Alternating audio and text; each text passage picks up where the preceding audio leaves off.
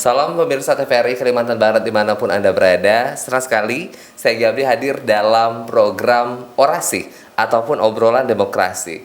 Tentunya dalam menyongsong kontestasi pemilu 14 Februari 2024 mendatang, banyak hal yang perlu kita persiapkan. Termasuk diantaranya berkaitan dengan literasi politik, dalam hal ini pemilu dan juga demokrasi. TVRI ikut andil dan juga ambil bagian dalam rangka untuk pemenuhan literasi tersebut. Saat ini, hal yang perlu kita perhatikan juga adalah konektivitas antara pemilu dan juga budaya agar nilai-nilai konsentrasi dari budaya itu sendiri bisa terus diangkat oleh pasangan calon dan seterusnya, sehingga tujuan pemilu yang berkualitas itu bisa menjadi terwujud sebagaimana diharapkan. Nah, untuk itu terkait dengan kebudayaan, kami saat ini sekarang sedang berada di Sanggau dan tentunya tidak lain tidak bukan narasumber yang tepat untuk kita hadirkan, yaitu salah satu organisasi ataupun komunitas dari yang mengandung unsur budaya itu sendiri. Dalam hal ini Majelis Adat Budaya Melayu, ya Pak, sebagai representasi dari organisasi kebudayaan. Yang dalam hal ini kita di Sanggau, Pak. Terima kasih Pak Budi Darmawan, ya. STPMM, betul Pak? Betul. Sebagai Majelis Adat Budaya Melayu MABM, ya Pak. Dalam hal ini kita satu visi ya Pak untuk mewujudkan pemilu yang berkualitas ya. Oke. Saya ingin tahu dulu nih Pak Budi Darmawan, di dalam MABM itu sendiri, itu agendanya sejauh ini apa nih prioritasnya? Ya, baik. Terima kasih. Assalamualaikum warahmatullahi wabarakatuh. Bang Egy, Komisa TVRI yang saya banggakan. Jadi MABM merupakan suatu organisasi masyarakat, ya, organisasi masyarakat yang fokus memang sesuai dengan namanya Majelis Adat Budaya Melayu. Jadi yang membidangi, yang mengurus terkait masalah adat, budaya, termasuk juga seni budaya. Ya, jadi memang konsen MABM memang terfokus kepada itu terkait dengan marwah atau etnis Melayu. Ya. Kalau di Sanggau ini berarti lumayan besar ya populasinya Pak ya? Ya, di Sanggau. Kalau di Sanggau ini kita termasuk ormas adat budaya itu nomor 2 setelah DAD. Ya. Yang di Sanggau ya? Di Sanggau. Oh, di Sanggau. Ya. Kita kaitkan dengan visi misi pemilu nih Pak. Sekarang ini pasti kita ingin berbicara banyak tentang hal itu. Terkait dengan agenda dari MABM itu sendiri yang berkaitan erat dengan pemilu itu, sekarang adakah yang sedang dielaborasi bersama begitu? Ya, baik Bang Egy. Jadi MABM ini walaupun dia ormas kemelayuan, salah satu ormas adat dan budaya, namun demikian di dalam susunan struktur kepengurusannya itu juga ada yang membidangi masalah pengkajian politik. Politik ini kaitannya erat dengan mungkin ya kita menjaga, apalagi dalam rangka pemilu ini, paling tidak kita menjaga stabilitas, kelancaran dalam pemilu, sehingga di dalam struktur MABM itu ada bidang yang membidangi itu gitu ya, melakukan pengkajian gitu ya. Lalu kemudian akhirnya diinformasi disebarluaskan ya pada seluruh anggota ya. Pada seluruh anggota dan seluruh marwah dan masyarakat umum. Terkait itu. Berarti yang lebih di spotlight itu adalah berbicara tentang toleransi. Itu juga bagian daripadanya. Nah, itu kan Pak memang agak riskan juga, apalagi dalam kontestasi pemilihan pimpinan ini sendiri, itu terkadang pasti tidak bisa kita pungkiri. Salah satu faktor terbesar adalah sara itu sendiri, kesamaan sara gitu. Nah, itu bagaimana ya kalau dari MABM itu sendiri untuk bisa mengantisipasi kemungkinan identitas politik yang terjadi yang berpengaruh terhadap kedua hal, Pak. Yang pertama yaitu pertimbangan yang tidak berkualitas, tidak kritis dari orang karena adanya identitas politik itu sendiri. Yang kedua, pada akhirnya ketika mereka memperjuangkan sukunya masing-masing, saranya itu masing-masing, itu akan menimbulkan konflik tertentu dalam masyarakat. Itu bagaimana dalam pandangan MABM untuk mengantisipasi itu? Ya, baik Bang Egi. Jadi kalau ini kita lihat dari pengalaman kita, karena kebetulan saya di Dewan Pengurus Daerah MABM ini sudah hampir 15 tahun ya. Dari saya sekretaris dan ketua ini sudah memasuki 2 periode. Jadi pengalaman kami dalam menghadapi pemilu ini sudah beberapa kali lah. Tapi alhamdulillah lah kalau di Kabupaten Sanggau memang selama ini terkait dengan isu-isu terkait dengan terjadinya gesekan karena perbedaan etnis itu dapat dikatakan sangat-sangat minim lah kalau di Kabupaten Sanggau ya, dari pengalaman kita pemilu-pemilu sebelumnya. Namun demikian kami dari MABM tetap melakukan komunikasi lah dengan berbagai etnis yang ada di Kabupaten Sanggau dalam rangka itu tadi. Jadi dalam rangka untuk menjaga stabilitas. Jadi bukan hanya pemilu. Dari selama bertahun-tahun ini komunikasi kami dengan ormas adat dan budaya itu, etnis itu memang cukup terbangun dengan baik. Itu menarik Pak. Itu masih itu jadi informasi yang jarang didengar juga ya. Ternyata ada konektivitas juga ya, komunikasinya ya dengan suku-suku lain ya Pak. Ya. Jadi ya kami juga kalau di tingkat DPP MABM ini mereka sudah ada macam satu perkumpulan merah putih namanya. Iya. Ya, jadi perkumpulan merah putih itu di dalamnya terdiri dari ormas-ormas etnis yang ada. Ya, kalau di Kalimantan Barat atau di Kabupaten Sanggau ini kan ormas-ormas etnis itu kan ada DAD, MABM, MABT dari etnis Tionghoa. Saya rasa itu jadi kunci khusus Pak ya, mengapa akhirnya misalnya Sanggau ini misalnya gesekan-gesekan antar sukunya itu tidak terlalu menyeruak di permukaan, itu karena ternyata juga di atasnya itu, yaitu perkumpulan-perkumpulan itu juga menaruh konsentrasi ya. Siap. Itu tidak ada gesekan itu ya, menarik. Berjenjang memang kita sudah diinstruksikan gitu ya. Khususnya kami dari MABM lah. Jadi ketika apalagi kalau kami MABM ini kan sesuai dengan filosofinya, kalau etnis Melayu ini kalah adat karena mufakat gitu ya. Artinya segala sesuatu gesekan yang terjadi atau permasalahan kita lakukan musyawarah dulu untuk mencapai mufakat. Itu juga kami terapkan dengan ormas-ormas lain, dengan etnis yang lain. Sehingga itulah dapat memperkecil, mungkin hampir tidak ada lah kalau di Kabupaten Sanggau ini. Berarti cukup intens juga komunikasinya karena dinamika politik kan sangat dinamis ya Pak. Iya betul. Terus sekarang seberapa penting menurut pandangan MABM, ini sorry Pak kalau pertanyaannya lebih dari sulit dari tes kebangsaan CPNS ya. Karena lebih kompleks Pak, kalau bicara pemilu itu lebih kompleks gitu. Karena mumpung juga ketemu orang yang kredibel ngono loh Pak. Jadi kita mesti obrak-abrik ya seluruh data terkait dengan pemilu untuk kemudian kita lempar ke masyarakat gitu. Nah sekarang itu Pak, seberapa penting menurut Bapak untuk memasukkan unsur budaya sebagai salah satu indikator dalam memilih pemimpin? Bukannya pemimpin ya, kita juga ada partai, ada DPR dan DPRD gitu. Jadi bagaimana sepenting apa gitu nilai budaya itu harus kita jadikan sebagai patokan gitu. Siap. Jadi yang terkait dengan faktor budaya ini memang karena kita di NKRI ini memang daerah timur ini memang terkenal dengan adat budayanya. Artinya mungkin memang itu menjadi concern kami, termasuk juga dalam pemilihan pemimpin, wakil-wakil rakyat. Artinya kami memang melalui bidang yang menangani politik itu mengkaji juga. Kalau memang pemimpin itu tidak bisa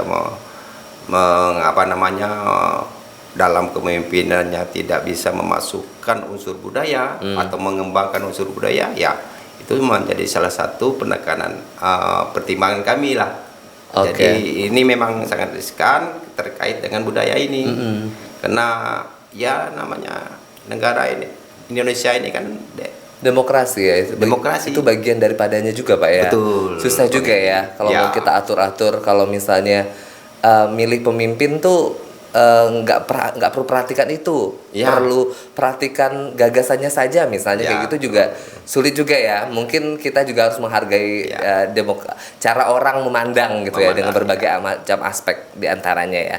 Nah sekarang Pak, kita bicara tentang pemilih pemula boleh? Boleh. Siap. Pemilih pemula. Silakan, Tapi Bang. sebelum itu saya ingin ini dulu, karena sekarang posisinya Bapak itu adalah sebagai representasi dari masyarakat. Siap. Ini kan berarti kan banyak sekali masyarakat Melayu terutama yang curhat dong mah gitu kan dengan Bapak gitu kan. Jadi tentang hal-hal pemilu nih karena kita bicara pemilu. Jadi kadang-kadang tuh ada yang curhat apa nih dengan Bapak. Kalau di Kabupaten Sanggau yang sampai sekarang melekat, yang top of mind sekarang melekat di Bapak tuh yang berkaitan dengan pemilu saat ini.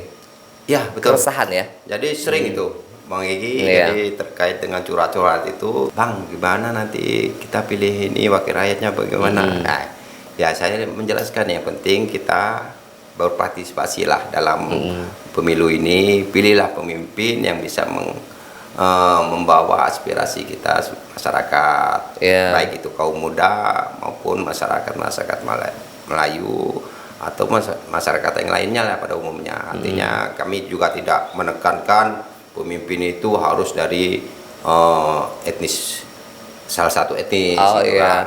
Oh berarti begitu Pak. Ya. Narasi yang digaungkan memang selama ini begitu. Ya, kita Oke, untuk menarik. pilihlah pemimpin ini secara cerdas dan bijak gitu ya. Oke, Siapapun itu pemimpinnya. mungkin hasil dari konsensus pertemuan antar etnis itu juga ya. Ya. Akhirnya ya. Dan kami memang sering bincang-bincang karena saya ini kan walaupun tidak formal kami melakukan pertemuan di warung kopi pun jadi Iya, gitu kan. iya, iya. Kopi morning kan dalam setiap bulan itu adalah sekali dua kali gitu kan. Saya terus terang senang dengarnya Pak gitu, karena mungkin heboh-hebohnya tuh di bawahnya aja kali ya Pak ya. Ternyata di atasnya itu pimpinan dari komunitas-komunitas yang strategis ini ternyata itu membangun keamanan situasi politik itu seadem itu ya ternyata ya. Jadi ini juga udah kami komunikasikan karena kami di kecamatan sampai kepada desa juga Iya, ada iya. secara struktural ada kepengurusannya. Jadi ini kami dari DPP ya kan sampai ke kabupaten, kecamatan dan sampai desa, dan memang itu kami tekankan Iya, iya. bangun komunikasi dengan ormas lain maupun komunitas-komunitas lain sehingga kita dapat menjaga situasi yang aman damai di Kabupaten Sanggau ini. Iya iya. Dan alhamdulillah itu sudah berjalan sampai kepada kecamatan-kecamatan sehingga kalaupun ada gejolak, karena ini saya pikir itu gejolaknya tidak terlalu inilah mungkin itu yang dilakukan oleh oknum. Iya. Bukan. Tadi itu Pak, sebelumnya saya takut juga gitu kalau misalnya saya bilang kalau misalnya pilihan akan sara tertentu, kesamaan sara itu menjadi hal yang boleh-boleh saja gitu. Tetapi kan yang memang sering kali digaungkan oleh pemerintah pusat itu kan tentu tentang gagasan kebangsaan gitu, ataupun strategi berpolitiknya seperti apa gitu kan. Nah berarti dalam hal ini antar komunitas di berbagai etnis itu MABM, and then lalu DAD, ada DAD, MABT, ini dan di ini ya. Penguyuban, Oke. Jawa, Batak, Sunda, Padang. Kalau di Kabupaten Sanggau ini Iya. cukup Ternyata melahirkan output untuk berfokus pada gagasan itu sendiri gagasan, ya. Jadi kita tidak melihat, kalau kita kembali lagi ke belakang ya kita melihat latar belakang etisnya kapan Kabupaten Sanggau Dan ini itu bisa juga maju. jadi pemicu gesekan-gesekan terjadi ya Pak ya. Ya. Makin hari makin naik, Ya, makin naik dan betul. seterusnya. Oh begitu, saya juga Siap. baru tahu. Terima Siap. kasih Pak ya. Berarti selama ini mungkin kita mikirnya itu ya memang begitulah adanya sudah Ya. fenomena sulit gitu, dan akhirnya gesekan di bawah-bawahnya itu menjadi sebuah hal yang ya sudahlah tidak bisa dielakkan gitu. Ya. Tapi ternyata tuh dari ininya sudah memberikan Ya. narasi sedemikian bagusnya ya. Kalaupun terjadi misalnya ada isu seperti itu, saya pikir itu ulah oknum yang tidak bertanggung Iya jawab lah. betul. Dan itu juga Dan saya jamin itu, yakin itu bukan dari ormas tertentu. Paling-paling oknum itu yang ingin menciptakan Kabupaten Sanggau yang tidak aman gitu. iya oke. Tapi alhamdulillah lah selama karena saya lahirnya juga di Sanggau, Iya. dibesarkan di Sanggau, memang orang Sanggau. Jadi alhamdulillah sampai di detik ini, mudah-mudahan kita berdoa juga ke depannya pun Sanggau tetap aman, damai, tentrem gitu. Oke, itu clear, itu clear. Siap. Oke, sekarang kita bicara tentang partisipasi pemilih. Ya. Saya buka data, Pak. Di Sanggau tahun 2019 kita komparasikan, kita baca data 2019 di Sanggau itu sekitar 80 hingga 82% partisipasi politik, which is good, itu bagus. Kalau ada yang perlu kita optimalkan, apa yang perlu dioptimalkan? Ya. Jadi memang terkait dengan partisipasi pemilih ya dalam rangka pemilu ini, saya pikir kita kalau di Kabupaten Sanggau hanya sekitar 80-an, ya kalau menurut saya sih memang perlu kita tingkatkan. Oke, ya. Kalau bisa 90 ke atas atau ya kalau tidak bisa mencapai 100%, nah ini memang menjadi tugas kita juga. Iya. Ya kami dari MABM insyaallah akan ini, Iya. tapi kami sudah mulai melakukan inilah sosialisasi edukasi lah kepada khususnya masyarakat kami. Oke. Ya, artinya bahwa pemilu ini sangat-sangat penting gitu ya. Sangat-sangat penting untuk kita berpartisipasi. Jadi jangan, walaupun satu suara kita tidak, itu sangat disayangkan karena satu suara itu sangat menentukan untuk pemilihan pemimpin maupun wakil rakyat nanti. Jadi kami sudah mengedukasi masyarakat kami, ya ini masih perlu perjuangan kita lah, perjuangan kita bersama, bagaimana memberikan pemahaman kepada masyarakat. Lalu konkretnya seperti apa, Pak? Kalau dari MABM itu sendiri? Kalau dari MABM kami sering melakukan silaturahmi ke kecamatan-kecamatan. Kami melakukan pertemuan, di samping kami membahas terkait struktur kami di kepengurusan, kami juga membahas terkait dengan isu-isu yang ada di masyarakat, baik itu masalah budaya, adat, termasuk juga politik. Termasuk ini kami sudah melakukan berapa kali rapat kerja gitu kan, dalam rangka itu tadi untuk menyampaikan, memberi pemahaman kepada masyarakat secara berjenjang. Biasanya yang curhat datang ke Bapak itu, biasanya kalau misalnya pasti ada dong kayak semacam suara-suara kayak, ya Pak, golput aja lah. Jadi sejauh ini tuh dari MABM sendiri tuh ada hal yang memfasilitasi tidak untuk masyarakat itu melakukan menyampaikan aspirasinya gitu terkait dengan pemilu. Ada fasilitas itu nggak diberikan oleh MABM? Ada, ya itu tadi kita kan ada bidang pengkajian politik. Nah ini bidang ini nanti yang kalau ada aspirasi dari masyarakat terkait politik itu akan disampaikan tidak langsung ke saya, kadang-kadang dengan ketua bidang yang menangani itu. Seperti itu Bang Egy. Tadi Bapak mengatakan bahwa kalau ini tuh kalau satu suara itu berharga gitu. Nah sekarang ada guyon-guyon di masyarakat nih kayak emang berapa harganya gitu. Nah itu itu gimana tuh Bapak memaknai guyon itu? Itu kadang-kadang juga bisa kita maknai secara serius juga kan? Gitu.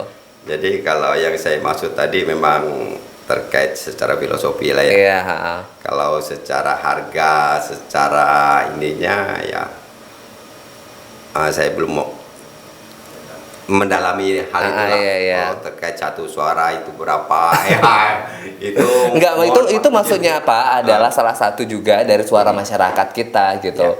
Kadang-kadang tuh kan yang seperti itu kan juga ada juga gitu. Tadi kan lawang nggak ada untungnya bagi kita gitu kan, lalu dia mikir ya satu suara berharga ya bayar gue gitu misalnya kayak gitu kan masih ada tuh Pak. Sampaikan juga dengan masyarakat, jangan sampai kita ini melakukan hal-hal yang negatif seperti itulah. Artinya ada yang mau bayar satu suara sekian, ya itu kami coba meyakinkan masyarakat bahwasanya kalau kita berpartisipasi itu memang berpartisipasi secara ikhlas gitu ya. Memang untuk kalau pemimpin ya untuk membangun negara kita, daerah kita, dan kalau untuk wakil rakyat itu bagaimana nanti berjalan di depannya bisa mengaspirasikan masyarakat ini, bukan karena hanya 100-200 ribu gitu ya, hanya sekejap tapi sudah 5 tahun akan menderita gitu ya Oke. masyarakatnya. Pak, kita bicara tentang pemilu damai. Siap. Kita bicara tentang pemilu damai. Nanti pada saat sudah masuk kampanye dan seterusnya, bahkan kayak kita berkaca dari tahun pemilu 2019 itu justru pecahnya itu di akhir pada saat pengumuman hasil pemilu itu sendiri justru ya. Jadi ke depan itu eskalasinya itu akan terus meningkat kan, di mana nanti akan bertebaran hoax dan seterusnya Ya. gitu. Dan tentunya harapan kita juga MABM mengambil andil dalam hal itu. Nah, sekarang apa yang sudah dilakukan dan akan dilakukan? Ya, baik Bang Egi. Jadi terkait itu memang sebenarnya dari tadi saya mau sampaikan itu. Oke. Jadi terkait dengan situasi menghadapi pemilu, hal-hal seperti itu saya pikir tidak bisa dihilangkan ya. Oke. Eskalasinya satu saat pasti akan meningkat, apalagi mendekati hari H-nya ya. Jadi kami karena kami ormas ini ormas organisasi masyarakat ya, bukan organisasi politik. Namun demikian kami punya kepentingan juga untuk menjaga kedamaian dalam rangka pemilu ini. Oke. Sehingga yang sudah kami lakukan selama ini memang itulah tadi, memberikan informasi edukasi kepada masyarakat ya, bahwasannya pemilu ini kita adalah memilih pemimpin ya, memilih pemimpin wakil rakyat yang nantinya kedepannya kita berharap bisa merepresentasikan masyarakat khususnya Melayu lah. Iya. Ya. Dan ke depan kami juga akan ini terus melakukan membantu petugas pemilu gitu ya. Karena dalam rangka untuk pemilu damai ini, karena kami sudah beberapa kali deklarasi pemilu damai, kami juga diundang Oke. gitu ya. Kemarin terakhir dari Bawaslu juga ada semacam literasi lah terkait dengan pemilu damai ini. Ya, jadi kami tetap konsen walaupun kami bukan ormas politik gitu ya. Iya. Ormas organisasi masyarakat budaya, tapi kami juga punya kepentingan. Karena kami salah satu ormas etnis yang nantinya masyarakat Melayu itu konsen kalau terjadi apa-apa tetap larinya kepada kami, Iya. Majelis Adat Budaya Melayu ini.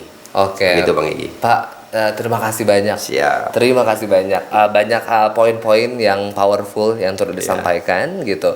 Yang mungkin saja sejauh ini kita belum pernah mendengar itu gitu ya. Tadi saya juga cukup menunjukkan ekspresi-ekspresi itu sepanjang bicara. Jadi ada poin-poin yang memang tentunya ini menambah literasi pemilu dan juga demokrasi, sehingga kita berharap bahwa dibandingkan dengan pemilu sebelumnya, kita benar-benar tampil ya sebagai sumber daya manusia yang bisa memberikan pertimbangan yang baik untuk milih pemimpin dalam hal ini dan juga partai politik DPR dan juga DPRD pada tahun 2024 nanti.